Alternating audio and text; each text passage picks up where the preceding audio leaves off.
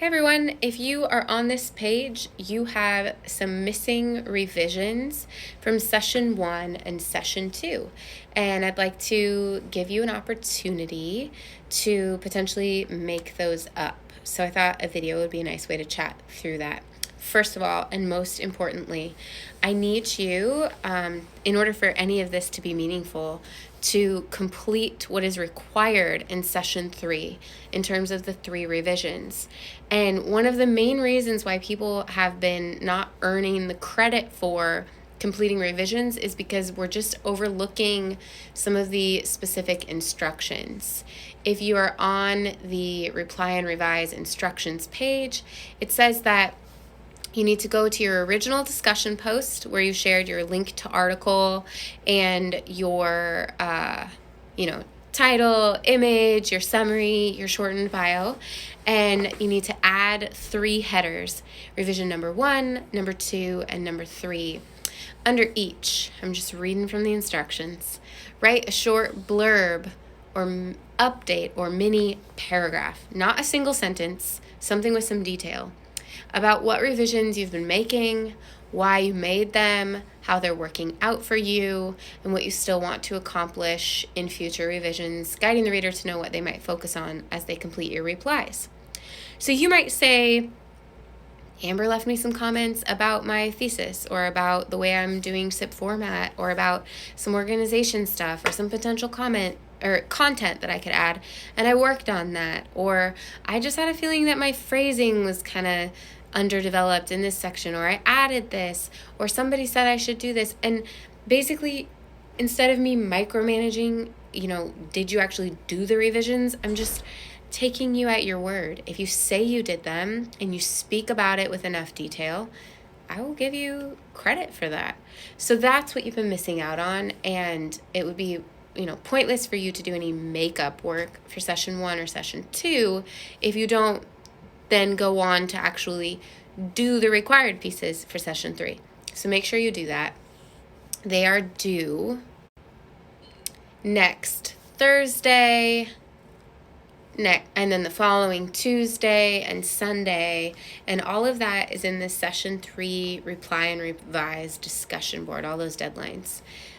Just one little heads up, I am making a note that your Thanksgiving due date, you can just move that work to Sunday. I'm still going to say let's do Thursday, but it's fine if it comes in late. All right. Now, what can you do if you would like to make up your missing revisions?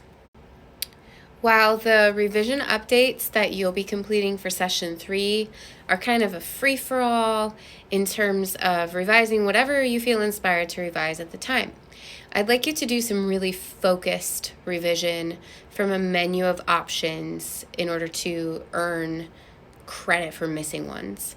So I'll provide a link below to my main learning resources site, and that's lemircomp.weebly.com.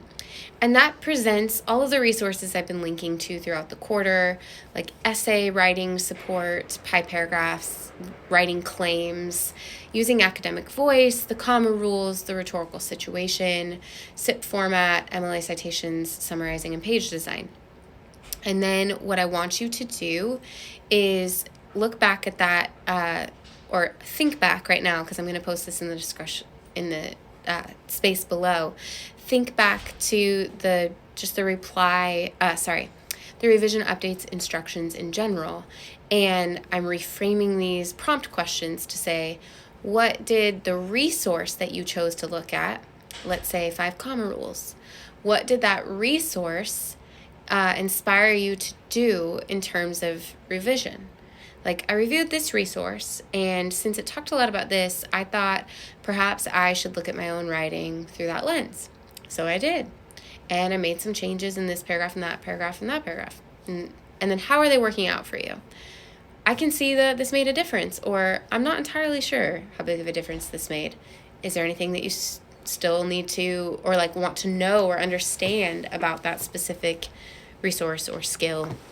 And this is just a place for you to process how well you feel like you are learning or growing in relationship to that specific learning resource. And if you demonstrate two things very clearly in these makeup pieces, demonstrate that you actually engaged with the resource by, referencing it in such a way that proves to me that you looked at it, and demonstrate that you did some serious reflection and consideration of how this piece or this learning resource impacts your writing. You don't have to grow, but at least that you demonstrate a desire to grow, and that you attempted to try new things or experiment or look at your work a little bit differently. That will earn you the makeup credit that you might be wanting here.